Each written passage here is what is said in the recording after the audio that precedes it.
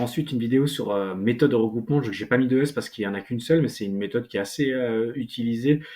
Et en fait, en gros, c'est le pendant, l'inverse de la méthode split. Donc, si je prends une chaîne de caractères, je suis, par exemple, je dis je suis ici, et que je lui fais un point split sans rien lui préciser en paramètre, mais je peux lui mettre un paramètre.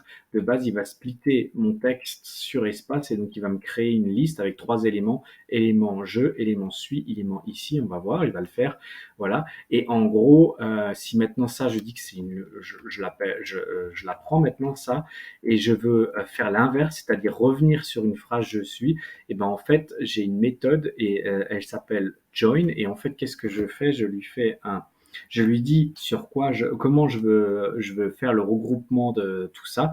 Je dis par exemple que je vais faire un regroupement avec espace et je lui dis point join comme ça et on va voir ce que ça fait. Et il m'a refait une chaîne de caractères. Si c'est pas clair, je vais vous montrer un autre exemple juste après. Maintenant, si je vais enlever ça pour pas que ça prête à confusion. Donc en gros, qu'est-ce que j'avais? J'avais une liste de 3 éléments. Je suis ici. Je fais un join sur la liste. La liste, c'est un paramètre. Et je lui dis avec quoi je vais faire un join. Donc là, je fais un join sur espace. Donc il va prendre mon premier élément, mettre un espace, mon deuxième élément, mettre un espace, et ainsi de suite. Si par contre je lui dis de le faire sans espace, et ben en fait, qu'est-ce qu'il va me faire? Il va me faire je, il va me regrouper suis, il va me regrouper ici sans espace. Donc ça va être comme ça. Si par exemple je lui dis de mettre un underscore ici, ça va être comme ça, et ainsi de suite. Donc je pense que vous comprenez un petit peu la logique. Avec la méthode split, vous avez une chaîne de caractères et je vais le refaire depuis le début pour que ça soit bien clair. Là maintenant, je mets ici 1, 2, 3. Donc là maintenant, je vais vous montrer la méthode split. Donc là, j'ai une chaîne de caractères, hein, donc c'est du texte. Dessus, je lui applique un split et je lui dis, tu fais un split par exemple sur virgule espace, on va voir ce qu'il me fait. Il me génère une liste avec 3 éléments, élément 1, élément 2, élément 3. Je pense que vous avez compris ça. Maintenant, si j'ai l'inverse, et on va dire que j'ai une liste, et cette fois-ci, je vais mettre par exemple les éléments comme ça, 1, 2, 3. Donc cette virgule ici, c'est pour espace, c'est pour dire à Python que j'ai 3 éléments, hein. C'est pas une chaîne de caractères ici, c'est bien une liste. Si je l'exécute, il va bien me mettre une liste.